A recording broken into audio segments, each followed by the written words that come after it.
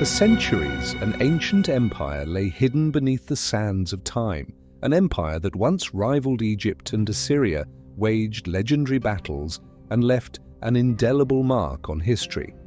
This is the story of the Hittites.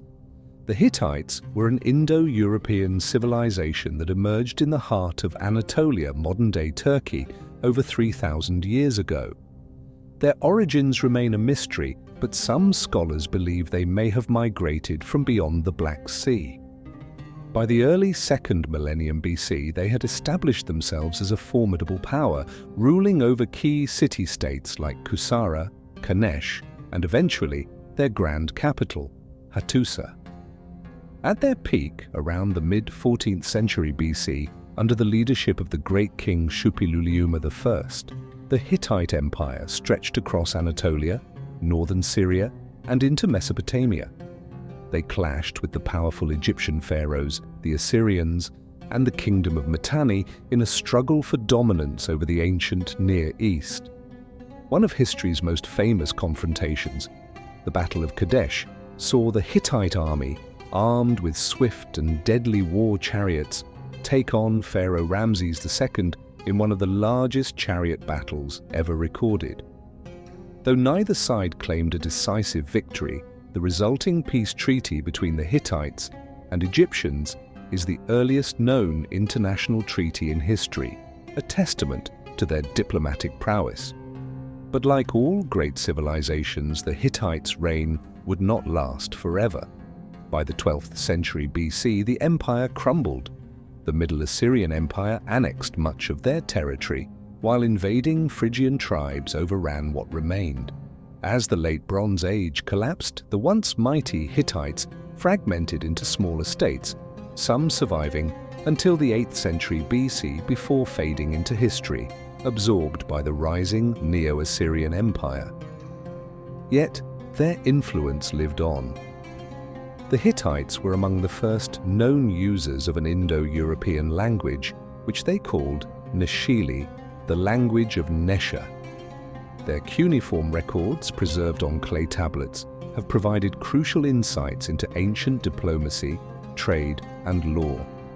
For years, scholars believed the Hittites pioneered iron smelting, giving them a technological edge.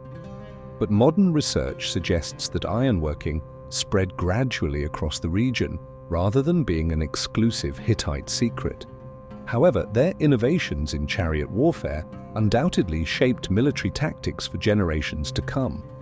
The rediscovery of the Hittite civilization in the 19th century reshaped our understanding of ancient history, and in modern Turkey, their legacy still echoes. Archaeologists have unearthed stunning artifacts, and institutions like the Museum of Anatolian Civilizations proudly showcase their achievements. But perhaps the most intriguing mystery remains. How did such a powerful empire vanish so completely from history? For centuries, a forgotten language lay buried beneath ancient ruins, a language so old it holds the key to unlocking the origins of Indo-European speech. The Hittite language is one of the most remarkable discoveries in the field of linguistics. It is the oldest written Indo-European language ever found, dating back to the 19th century BC. But for millennia, it remained undeciphered, its secrets locked away in the ruins of the once mighty Hittite Empire. The first traces of Hittite appear in the Kultepe texts, written around 1900 BC.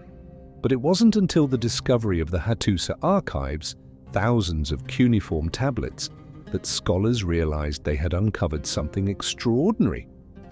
Unlike most ancient languages, Hittite preserved linguistic structures that had long disappeared from other Indo-European tongues. It became clear that this was a language frozen in time, a relic of a distant past. For years, the meaning of the Hittite texts remained a mystery. Then in 1915, Czech linguist Bedřich Hrozný made a groundbreaking announcement. After careful analysis, he identified key grammatical structures that matched Indo-European patterns. His discovery was nothing short of revolutionary. It not only confirmed that Hittite was an Indo-European language, but it also helped prove the long-debated laryngeal theory, reshaping the way linguists understood the evolution of language itself. By the final years of the Hittite Empire, their language had largely disappeared from everyday speech. Luwian, a closely related Anatolian language, had become more dominant, while Hittite remained mostly as a written language used in administration and diplomacy. Even so, its influence persisted. Sacred and magical texts continued to be written in multiple languages, Hittite, but also Hattic and Hurrian, reflecting the diverse cultural landscape of the empire. The origins of Hittite remain a subject of debate. Some scholars believe its speakers split off from Proto-Indo-European at an early stage, isolating them from linguistic changes that shaped other languages in the Indo-European family. This is why Hittite preserved ancient grammatical features that later disappeared in languages like Greek, Latin, and Sanskrit. But beyond its role in linguistic history, the discovery of Hittite opened a window into a civilization that had been all but forgotten. Through its texts, we now know about the laws, diplomacy, and religious practices of an empire that once stood alongside Egypt and Assyria. A language once lost to time now speaks again, telling the story of a people who ruled, fought, and vanished, yet left behind words that still echo through history.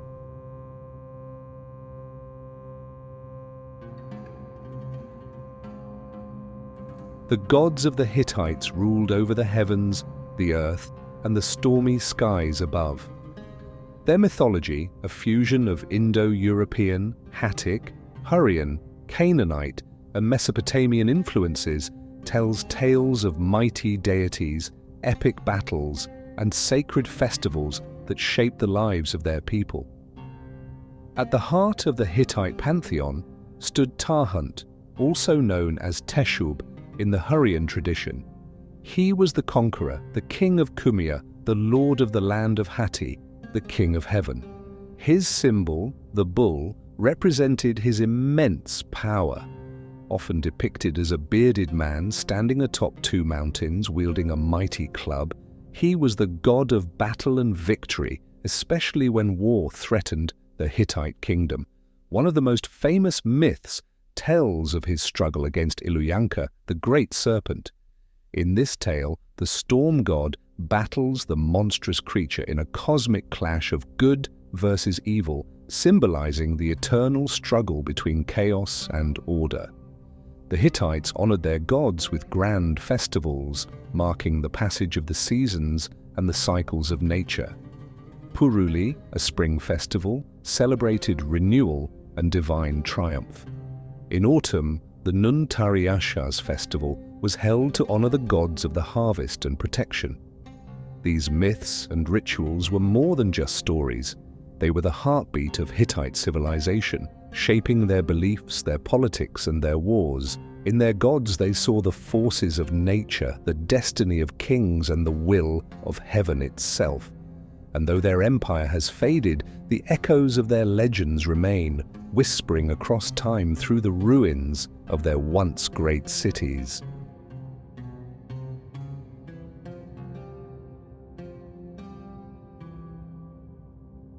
The laws of the Hittites, carved into clay tablets, reveal a society deeply rooted in tradition, hierarchy, and justice, but a justice that was far from equal. These laws covered every aspect of life, from property disputes to crimes against the state, religious offenses, and even the regulation of marriage. Hittite law was built upon established social customs from across the empire. It reflected a strict class system where punishments and compensations varied greatly depending on social status and gender. Free men were generally awarded greater compensation for offenses committed against them than free women, while slaves, both male and female, had few rights and could be punished or executed by their masters at will. Many of the laws dealt with destruction of property, injury, and disputes over land or livestock. In most cases, rather than severe punishment, the offender was required to pay compensation to the victim, However, capital punishment was prescribed for certain crimes, particularly those related to religion or acts deemed unnatural. One of the most controversial aspects of the Hittite legal code was its treatment of prohibited sexual pairings. These laws outlined forbidden relationships, including incest and bestiality. Some offenses led to execution, while others resulted in social exclusion. For example, a man caught engaging in relations with a horse or mule would not be put to death, but would be forbidden from becoming a priest.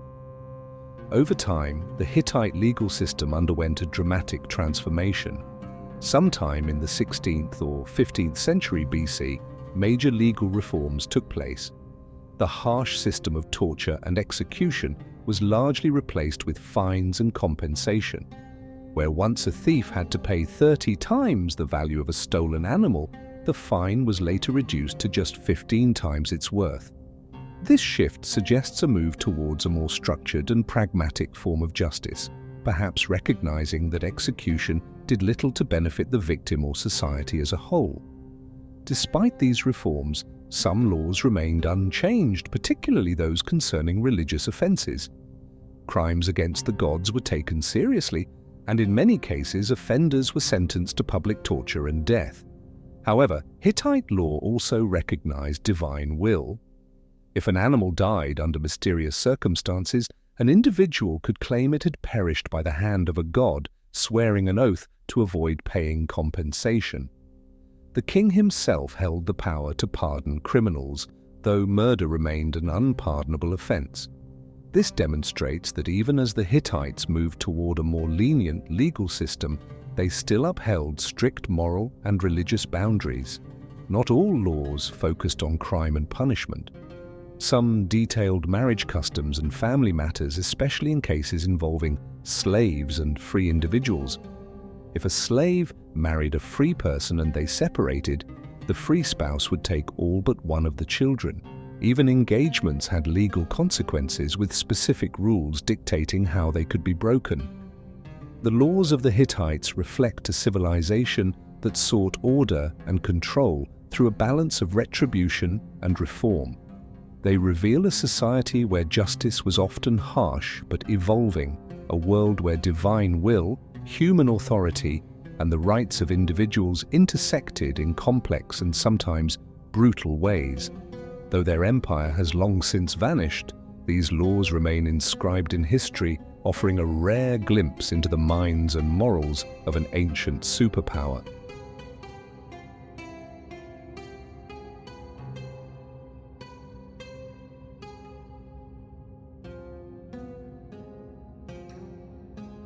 The fall of the Hittite Empire was not sudden. It was a slow, relentless unraveling, a collapse driven by war, internal strife, and the forces of nature itself. At its height, the empire stood as a dominant power of the Bronze Age, rivaling Egypt and Assyria. But as the 13th century BC drew to a close, the tides of history turned against the Hittites. While the Battle of Kadesh against Egypt had led to a historic peace treaty, it had also exposed the growing vulnerability of the empire. In the east, the rising power of Assyria seized the opportunity to expand, crushing the once powerful Hurrians and Mitanni.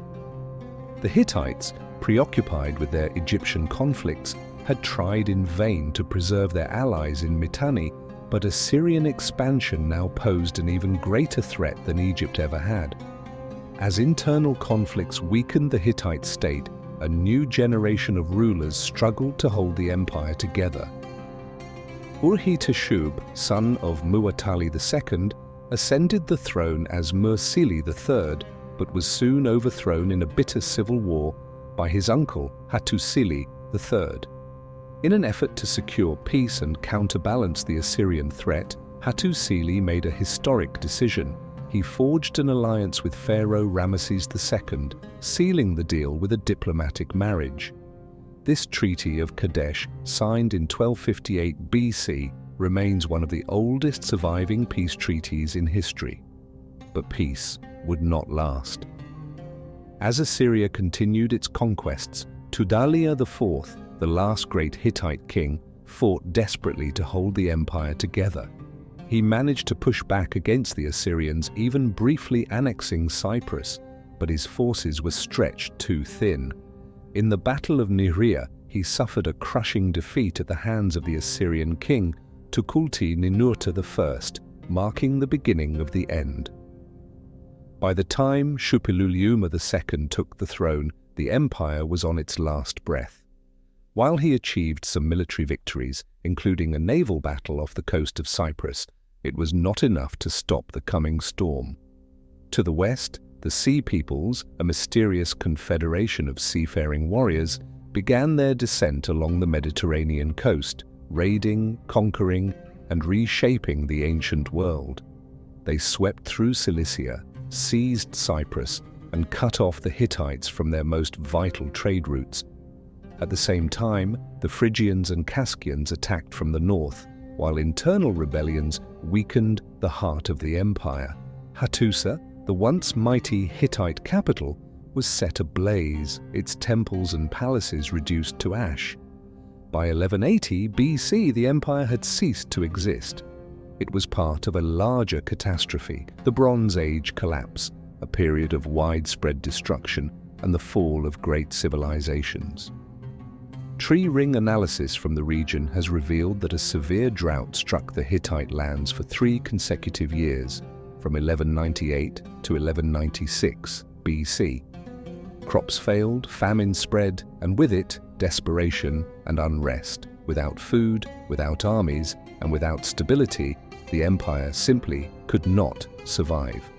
Some Hittite refugees fled south, establishing Neo-Hittite city-states in what is now Syria and southeastern Turkey, but the great kingdom of Hatti was no more. Much of its former lands were swallowed by Assyria, while others fell to new powers rising from the ashes of the Bronze Age. And so a once great empire disappeared, leaving behind only scattered ruins and cuneiform tablets buried beneath the earth. The memory of the Hittites faded into legend until their rediscovery thousands of years later. In the next episode, we will dive into the mysterious story of the Sea Peoples, who they were, where they came from, and how they shaped history. Thank you for watching. If you enjoyed this video, don't forget to leave a like, subscribe to the channel, and turn on notifications so you don't miss more fascinating content that expands your knowledge.